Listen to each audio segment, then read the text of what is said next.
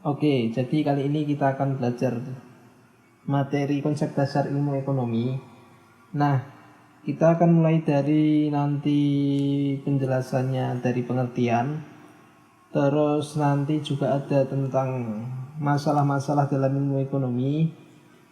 Terus juga nanti ada pembagian-pembagian faktor-faktornya, terus prinsip-prinsipnya. Terus juga sedikit menganalisis tentang kelangkaan juga nanti. Nah, kita mulai ke materi yang pertama, mulai dari pengertian. Jadi mulai dari apa yang dimaksud dengan ilmu ekonomi. Nah, di sini di ilmu ekonomi ini jadi dia mempelajari perilaku manusia dalam memilih dan menciptakan kemakmuran. Nah, yang perlu digarisbawahi di sini, ilmu ekonomi sebenarnya simpelnya adalah ilmu untuk memilih. Dan memilih di sini bisa diartikan, jadi menurut pengertiannya kan perilaku manusia dalam memilih dan menciptakan kemakmuran. Memilih ini tujuannya adalah untuk menciptakan kemakmuran. Jadi memilih barang nih, misal kita mau beli barang, kita mau beli sabun. Nah, sabun itu kan udah banyak nih, ada sabun, misal katakanlah sabun A, sabun B, sabun C. Nah, dari sabun A, sabun B, sabun C, mana yang akan kita beli? Kita harus bisa menganalisis, misal katakanlah sabun A memiliki plus minus seperti ini, seperti ini, seperti ini, sabun B maupun yang C. Jadi memilih ini sebenarnya dasarnya adalah yang memiliki plus lebih banyak daripada minus. Nah, ini yang sebenarnya secara gampangnya kita memahami ilmu memilih. Nah, lalu lanjut ke inti masalah ekonomi. Jadi di inti masalah ekonomi ini yang kita pelajari itu adalah tentang kelangkaan. Kenapa timbul kelangkaan? Jadi karena kelangkaan itu terjadi karena ketidakseimbangan antara kebutuhan manusia yang tidak terbatas dan alat pemuas kebutuhan yang jumlahnya terbatas.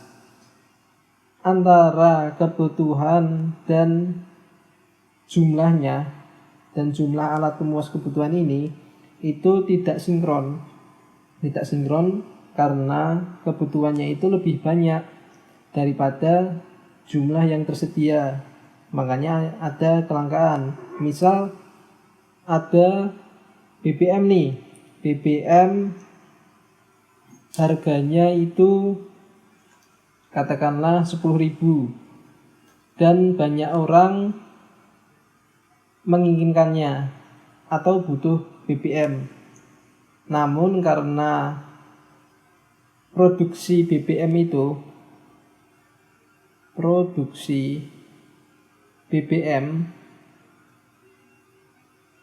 lebih kecil daripada kebutuhan,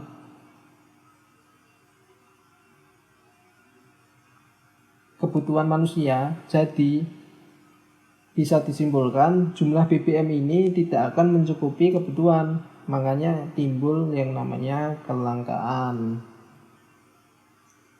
Oke, sampai di sini dipahami dulu sebelum lanjut ke materi selanjutnya. Jadi ini adalah pengertian ekonomi menurut beberapa ahli. Jadi menurut Adam Smith, itu ekonomi adalah ilmu yang menganalisis atau mempelajari tingkah laku manusia dalam usahanya mengalokasikan sumber daya yang terbatas untuk mencapai tujuan tertentu. Sebenarnya sama ya, kayak sebelum-sebelumnya, termasuk yang setelah ini juga. Jadi menurut JPC, ilmu ekonomi itu sebagai suatu kajian tentang peraturan yang bisa menentukan kekayaan. Dan ini menurut Mohata, ilmu ekonomi sebagai ilmu yang mempelajari tentang proses untuk mencapai kesejahteraan serta keadilan sosial dalam lingkungan masyarakat. Dan selanjutnya ada Karl Marx. Jadi ilmu ekonomi itu merupakan kajian yang mempelajari mengenai cara manusia dalam bertahan hidup pada suatu kelas sosial yang berkaitan dengan pemanfaatan sarana produksi. Sebenarnya ini semua itu sama, bisa diartikan ya mungkin berbeda, tapi bedanya hanya sedikit dan tujuannya itu sebenarnya sama. Tujuannya itu adalah ilmu ekonomi kemakmuran.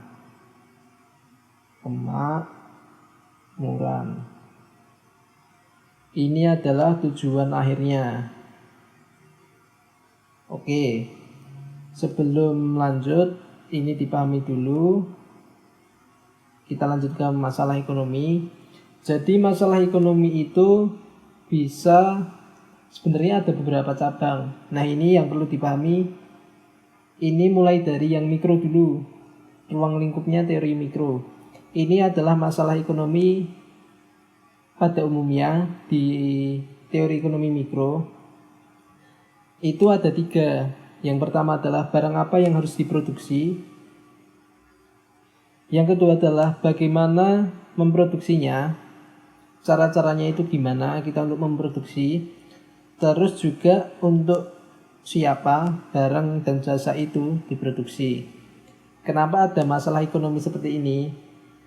Sebenarnya ada karena yang namanya ini asal muasalnya adalah kelangkaan.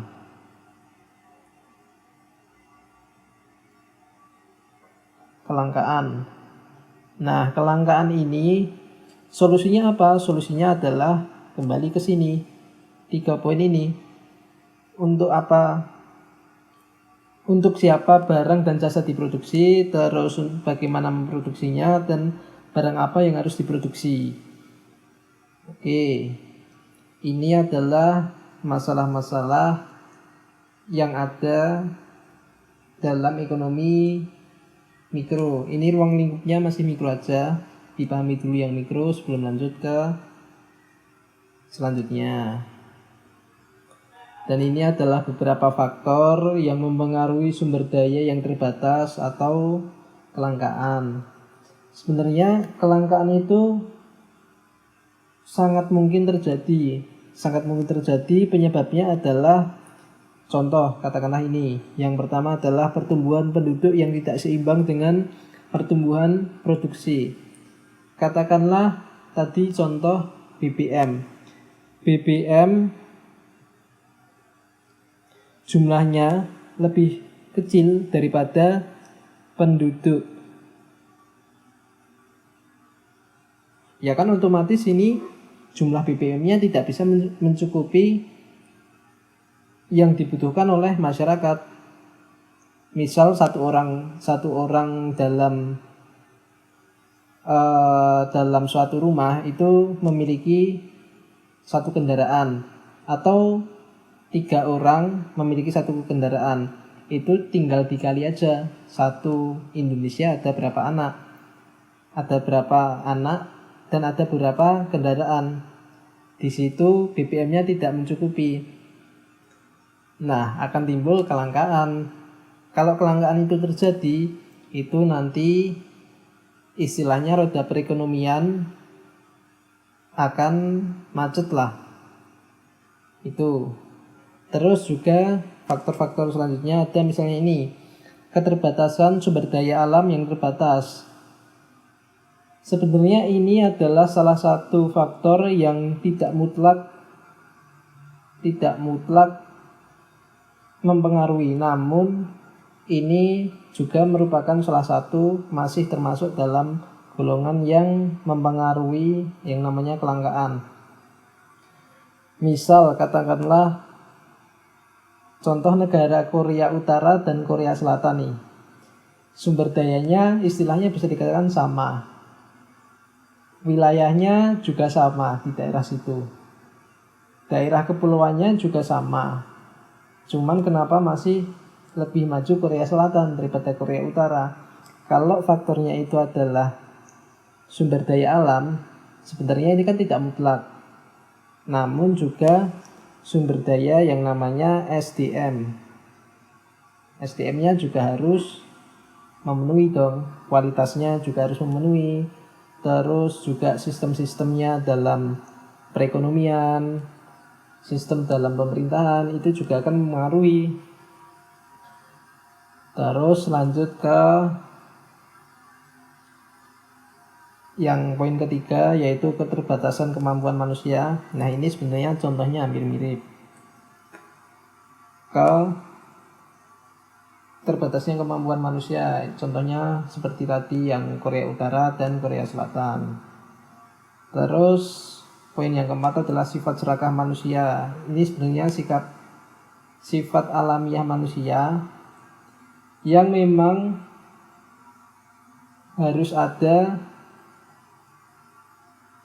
pengelolanya. Misal katakanlah harus ada kebijakan-kebijakan yang dia katakanlah mengerem sifat serakah manusia ini. Misalnya misal nih di rumah sakit membutuhkan oksigen, pasien-pasiennya membutuhkan oksigen, cuman karena sebenarnya produksi dari produsen itu sudah mencukupi, namun karena ada salah satu oknum atau orang yang tidak bertanggung jawab di situ, dia akan melakukan penimbunan barang di situ, menimbun barang. Nah, karena sifat serakahnya itu akan munculnya kelangkaan oksigen, tabung oksigen yang dibutuhkan oleh banyak rumah sakit, padahal sebenarnya produksinya sudah mencukupi. Namun karena kembali lagi ke sifat serakah manusia itu, ya timbullah namanya kelangkaan. Nah, ini juga beberapa faktor lain.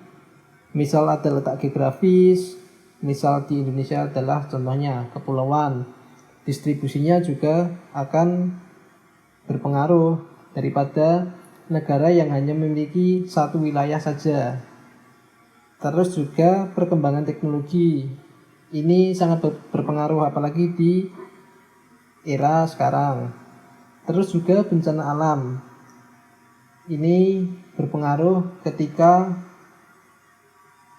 melakukan misal contoh pendistribusian, aksesnya mau keluar masuk, terus juga fasilitas-fasilitasnya. Misal katakanlah ada bencana alam, dia kan akan memungkinkan untuk merusak fasilitas-fasilitas produksi. Terus juga ada namanya pengelolaan sumber daya yang tidak teratur. Pengelolaan sumber daya yang tidak teratur, misal di negara A itu minyaknya banyak nih, sumber daya alamnya banyak, minyak bumi, terus batu bara. Dan minyak bumi dan batu bara itu kan jumlahnya sangatlah terbatas. Namun karena pengelolaannya tidak terarah, jadi itu akan ada masa di mana sumber daya itu akan habis. Nah, itu sebenarnya ini 8 poin ini adalah hanya contoh kecil aja, dan masih ada beberapa contoh yang lain. Oke, kita masuk ke pembagian ilmu ekonomi. Nah, ilmu ekonomi itu ada 3 pembagiannya, mulai dari deskriptif, teori, dan ekonomi terapan. Kita mulai dari ekonomi deskriptif. Jadi ilmu ekonomi ini dia akan memberikan deskripsi terhadap data-data yang menggambarkan kenyataan atau fenomena yang terjadi. Jadi lewat ekonomi deskriptif ini akan memunculkan hasil itu namanya adalah hasil analisis dari data-data yang sudah digali atau disediakan dari kenyataan-kenyataan atau fenomena yang ada. Nah, sebenarnya yang dicari dari ekonomi deskriptif ini adalah datanya, karena data ini sangat penting untuk melakukan analisis. Nah, ini ada contoh nih, yaitu gambaran mengenai analisis krisis moneter pada tahun 98 di Indonesia. Nah, data-datanya itu kan juga banyak nih, mulai data tentang kurs mata uang, terus inflasinya berapa jumlahnya, jumlah penduduk Indonesia berapa. Nah, itu kan banyak poin-poin atau data-data yang harus disediakan. Nah, ekonomi deskriptif ini dia akan bekerja di dalamnya. Oke, lanjut. Kita lanjut ke pembagian yang kedua, yaitu ekonomi teori. Jadi ekonomi teori ini berupa penjelasan antara hubungan sebab akibat nih. Ini perlu digarisbawahi, hubungan sebab akibat serta cara kerja sistem perekonomian. Nah, ini contohlah ya, katakanlah sebab akibat itu, misal kita melakukan, pemerintah itu melakukan kebijakan A, B, dan C. Nah, itu dari hasil analisis itu, kebijakan A memiliki pengaruh apa misalnya terhadap masyarakat. Dari kebijakan A itu, oh ternyata peningkatan pertumbuhan ekonomi itu bagus, pendistribusian barang bagus, namun ada sisi kecenderungan negatif, misalnya katakanlah utang negara itu semakin besar. Dan dari pembahasan di kebijakan A lanjut ke kebijakan B, plus minusnya itu apa aja, sebab akibatnya itu apa, dan selanjutnya. Oke, lanjut ke ekonomi terapan. Dan di ekonomi terapan ini berkaitan dengan pemanfaatan ekonomi secara praktis oleh individu atau kelompok dalam mengambil kebijakan, yang tujuannya ini sebenarnya untuk mengatasi masalah-masalah ekonomi. Nah, contohnya ini, ilmu ekonomi terapan itu untuk kegiatan ekonomi yang berlangsung di perusahaan, ekonomi moneter, terus ekonomi perbankan, dan lain-lain. Jadi misal katakanlah di bank A atau bank B atau bank C itu ada suatu masalah, kita akan menggunakan beberapa analisis, terus juga kita akan menggunakan data-data yang tujuannya itu adalah untuk mengatasi masalah-masalah ilmu ekonomi yang sedang terjadi di bank tersebut. Dan itu penjelasan tentang pembagian ilmu ekonomi. Sebenarnya dari ketiganya ini saling berkesinambungan, mulai dari ekonomi deskriptif, ekonomi teori, dan ekonomi terapan. Ini sebenarnya mereka saling sinkron atau tidak bisa dipisahkan. Oke, mungkin cukup sekian dulu. Terima kasih.